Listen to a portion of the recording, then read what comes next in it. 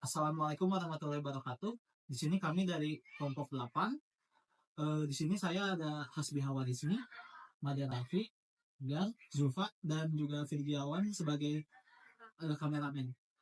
Lalu di sini sendiri kami ada seorang narasumber, seorang YouTuber dengan nama channel Rioto dan bernama Alif. Dan sebelum kita mulai, coba tolong ceritakan latar belakang dari Anda. Oke, sebenarnya nama dari channel saya itu Ryoto Sineko diambil dari nama asli saya. Tapi ya panggil aja di sini Ryoto Sineko. Itu lebih berfokus pada biasanya di live streaming di pergamingan sama di short video. Cuman buat akhir-akhir ini saya baru mulai menuju ke konten video yang normal, membahas tentang voice actor dari beberapa game terkenal, misal kayak di Genshin Impact, Honkai Star Rail, Zenless Zone Zero yang baru, atau mungkin game-game lainnya. Kurang lebih seperti itu buat channel saya. Buat latar belakangnya sendiri, biasanya dulu itu saya memulainya dari iseng dari tugas dari dosen. Jadi kayak di semester 1 atau 2, aku agak lupa. Itu dulu ada dosen nyuruh membuat channel YouTube. Nah, dari sana aku mulai nyoba lah iseng buat video gitu. Nah, mulai keterusan dan ternyata emang banyak penonton yang ngikut di channel tersebut awal-awalnya, dan ya aku terusin aja sih sampai sekarang gitu. Kurang lebih segitu. Lalu coba ceritakan apa yang menginspirasi Anda. Untuk inspirasinya sendiri, sebenarnya saya mau mulai dari YouTube itu dari kecil, yaitu dari kelas berapa ya? Kalau nggak salah dari kelas 4 sampai kelas 6 SD. Itu aku pertama kali nonton ada channel namanya Bayuska.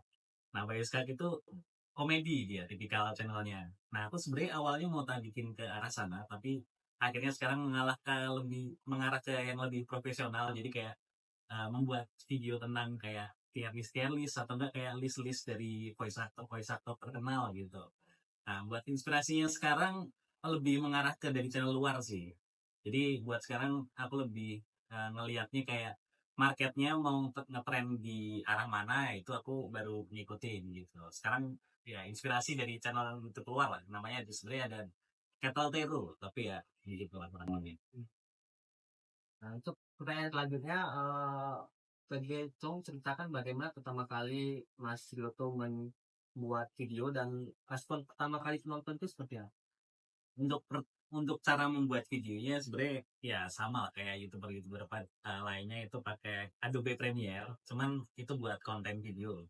Cuman kalau buat live streaming saya lebih cenderungnya ke OBS, jadi kayak buat menangkap video layar gitu, habis itu ditampilin di layar itu pakai OBS.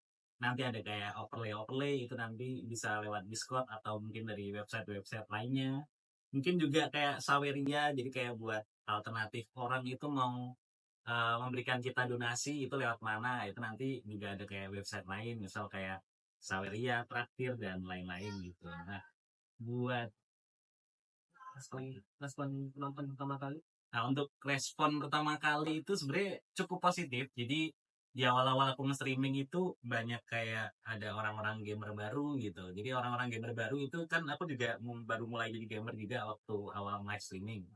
Itu kayak kita tuh saling relate gitu, kayak wah orang baru main juga orang baru main, jadi saling berkembang gitu lah.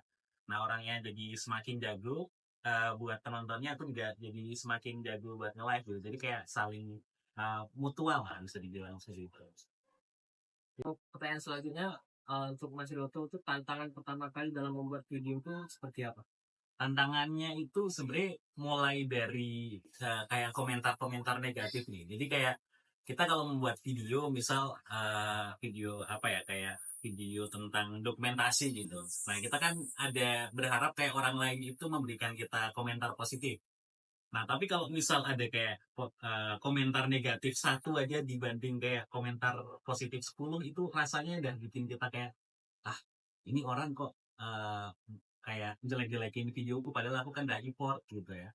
Nah, jadi kayak poin negatif dari komentar itu sebenarnya nggak perlu diperhatikan sama kita gitu. Jadi kayak kalau ada komentar negatif abaikan. Tapi kalau komentarnya itu negatif tapi membuat apa ya, bisa dibilang kayak meningkatkan, memberikan saran lah. Jadi komentar negatifnya itu nggak cuma jelek-jelekin doang, tapi memberikan saran. Nah, itu yang perlu kita lihat. Jadi jangan lihat semua komentar negatif itu emang benar negatif. Kadang emang ada yang memberikan kita saran gitu. Nah, itu mungkin tantangannya buat di live streaming dan konten. kreator. Pertanyaan selanjutnya itu bagaimana Anda menanggapi kritik dan saran negatif dari para penonton? Itu bermacam-macam sih. Misal kayak dari komentar yang negatif ini kan bisa dibagi jadi mungkin tak baginya jadi tiga kalangan. Jadi ada kalangan buat yang masih kecil banget, itu misalnya kayak masih bocah lah, misal kayak SD, SMP, nah itu tuh mungkin masih tanggap di kalangan yang masih bocil-bocil. Nah, misalnya dibilang bocil kematian. Nah, itu bocil kematian tuh kadang datang itu mereka cuma kayak, halo bang, sapa aku bang, nah gitu. Itu sebenarnya ditanggepin aja karena emang mereka ini masih membutuhkan perhatian dari orang lain gitu, bisa dibilang segitu. Jadi kalau buat bocil itu tanggepin dengan ramah aja. Nah kalau misal udah mulai remaja, misal kayak udah di umur uh, misal di SMA ke atas mungkin sampai kuliah, itu udah mulai masa remaja ke dewasa. Nah itu biasanya tanggapannya mereka udah mulai kayak mulai dewasa lah. Misal kayak uh, uh, tolong berikan gimana ya, bisa dibilang kayak kadang komentarnya itu nyelekit-nyelekit. Mereka itu kayak kok ini kamu kayak gini gitu, kayak bisa dibilang kayak backseating lah. Backseating itu bisa dibilang kayak nyuruh-nyuruh orang lain. Nah biasanya orang-orang yang udah remaja itu mereka itu kan baru mulai masa mencari ingin tahu lah. Mereka tuh ingin tahunya lebih, jadi kayak mereka tuh saking ingin tahu lebihnya itu kadang malah pertanyaannya nyakitin streamernya gitu. Nah itu tanggapinya dengan cara ya sesuai dengan remaja aja. Jadi misalnya mereka baru ngetren di sini, kan remaja itu biasanya ngikutin tren juga. Nah, misalnya kayak baru ngetren ini, ikutin aja tren ini gitu. Misalnya pakai kata-kata yang disukain sama para remaja lah. Misal kayak kata-kata yang baru banyak, bisa dibilang apa ya kata-katanya. Ini kan buat pertanyaan ada yang terakhir, ada buat dewasa ya. Buat orang-orang dewasa itu penontonnya cenderung mereka lebih pasif. Mereka tuh kadang cuma menyimak doang. Jadi kayak mode radio lah bisa dibilang, kayak mereka tuh kadang baru ngerjain sesuatu nah sambil ngirim kita streaming gitu. Jadi mereka tuh kadang kayak multimedia gitu, kadang cuma dengerin doang gitu. Nah kadang kalau emang komentar negatifnya mereka itu jarang banget sih, mungkin bisa dibilang mereka itu lebih komentarnya bisa dibilang kayak negatif tapi membangun gitu. Jadi mereka itu sambil memberikan saran, mas kamu sebaiknya jangan kayak gini, nanti malah nyinggung orang lain. Nah dewasa itu biasanya komentarnya lebih membangun, jadi kayak gitu sih ditangkapnya lebih santai sih dibanding kayak pertanyaan dari para remaja sama para yang bocil-bocil gitu. Pertanyaan yang selanjutnya yaitu bagaimana Anda meningkatkan subscriber dan juga view dari channel YouTube Anda? Untuk meningkatkan subscriber itu sebenarnya tergantung sama channelnya sih. Misal kayak ada channel buat sejarah historis gitu, membahas tentang kayak sejarah, ya berarti nanti emang difokuskan kayak para penonton yang historis gitu. Misal kayak yang baru menarik itu kayak Indonesia itu sebenarnya Atlantis di masa lalu gitu. Jadi kayak kata-katanya seperti itu mungkin yang baru ngetren. Nah itu mungkin ngikutin yang baru ngetren aja sih. Nah kalau di kasusnya saya itu kan channelnya channel gaming, jadi ngikutinnya game-game yang baru terkenal aja gitu. Misal kayak ada game baru nih dari Hoyoverse, itu namanya Zenless Zero, ZZZ. Nah itu kita ngikutin main game itu gitu. Nanti jadi orang-orang tuh pada kepo juga sama, oh ini game baru, ini streamernya juga baru main nih, jadi aku nonton lah. Nah, kayak gitu. Mungkin kalau di streaming kayak gitu. Kalau buat di konten video short, nah buat konten video short ini yang paling paling bisa dibilang viewsnya paling tinggi. Jadi ini cara terbaik buat konten kreator pemula itu mulai di mulai di YouTube atau enggak di TikTok juga bisa. Jadi ini video-video singkat, video-video pendek itu sering banget ditonton sama orang-orang zaman sekarang lah. Bisa dibilang kayak modelan videonya zaman sekarang itu short video gitu, bukan kayak video-video normal panjang pada umumnya gitu. Memang ada podcast sih, karena memang buat di masih anak-anak itu lebih ke short video. Terutama di situ sih, buat kayak caranya kita biar dapat view sama subscriber yang banyak itu lewat dari short video kalau di YouTube ya. Kalau di Untuk alasannya Mas Riyarto sendiri ini kenapa kalau live streaming nggak pernah nampilin wajah?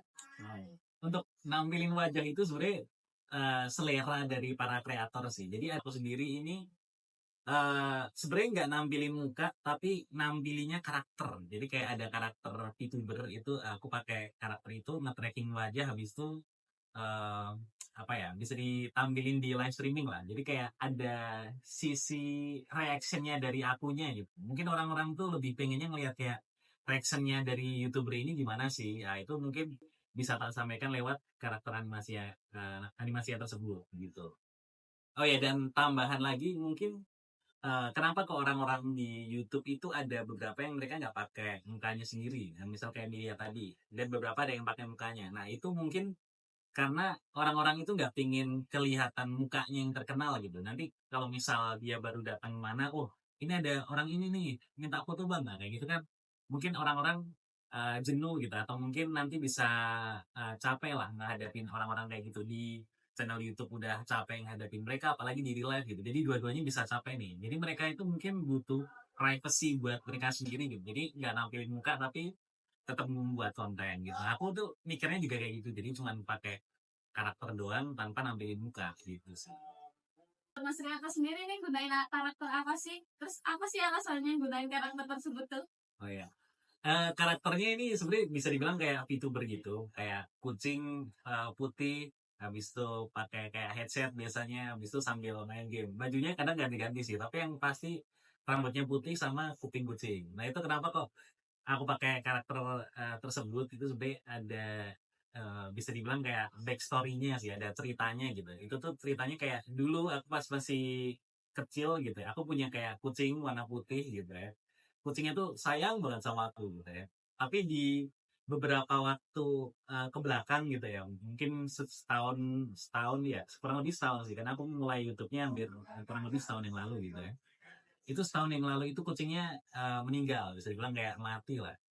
Nah karena aku kayak sakit banget gitu, kayak apa, ngelihat kucing kesayanganku itu mati gitu ya. Nah aku eh gimana caranya ngidupin dia lagi. Nah, ngidupin dia laginya itu lewat karakter VTuber gitu. Jadi kayak reinkarnasi lah. Bisa dibilang kayak reinkarnasi dari kucing matiku di real life ini tak hidupin lagi di VTuber. Kurang lebih kayak gitu sih. Dan aku pakai lah sampai sekarang karakternya gitu. Nah, kita kan udah ngobrol soal alasan dan juga bagaimana cara Anda buat menanggap komentar negatif dan seperti itu. Coba bisa tolong di-spill nggak sih untuk subscriber dan mungkin income-nya juga berapa gitu? Untuk subscriber buat sekarang sih barusan tadi malam nyentuh 14.000 sih, ya masih berkembang lah, masih kecil lah bisa dibilang gitu ya. Sebenarnya buat income sendiri mungkin bisa dibilang cukup kecil buat awal-awal ya, tapi ini gambaran aja buat subscriber biasanya di tingkat 14.000 atau 10 ribuan ke atas itu berapa sih buat penghasilannya gitu ya. Kurang lebih sih aku ngitungnya biasanya dolar sih, bukan ngitungnya rupiah gitu. Jadi kayak pendapatan dari YouTube ini kan dari luar negeri gitu ya. Jadi mereka tuh bayarnya ke kita, konten creator itu pakai dolar. Jadi lewat dari iklan-iklan gitu, ada di konten kita. Nah itu nanti iklannya dijadiin kayak apa ya? Uangnya itu dolar lah. Bisa bilang masuk ke kita itu nanti berupa dolar. Itu kurang lebih sih kalau mau aku hitung bulanan bisa di sekitaran 100 sampai 200 dolar itu dari konten video, itu belum dari live streaming. Jadi bisa dibilang kayak kurang lebih sih 2 sampai 4 jutaan itu sebulannya. Sebulannya di dolarnya itu kurang lebih segitu. Nah, kalau buat di live streaming sendiri itu tergantung ya. Jadi kayak seberapa kita sering nge-live atau seberapa sering orang ngedonasi gitu. Itu tuh pengaruh banget. Tapi kalau tak ambil rata-rata sih masih sekitaran 500 sampai 1 jutaan itu paling sebulan gitu ya kalau di live streaming gitu sih. Cukup menarik ya teman-teman. Nah, sebelum kita mengakhiri wawancara ini, apakah ada saran untuk mereka-mereka yang ingin mulai YouTube atau mungkin live streaming itu? Untuk saran sih paling buat yang bener-bener mau mulai nge-YouTube gitu ya, itu jangan ngikutin jangan ngikutin orang gitu. Jadi kayak misal ada orang, misal kayak Miliha gitu ya. Miliha itu kan dia bikin kontennya kompilasi video lucu dia main sama teman-teman mereka. Nah, itu di kontenin. Nah, itu kan udah ada marketnya sendiri gitu ya.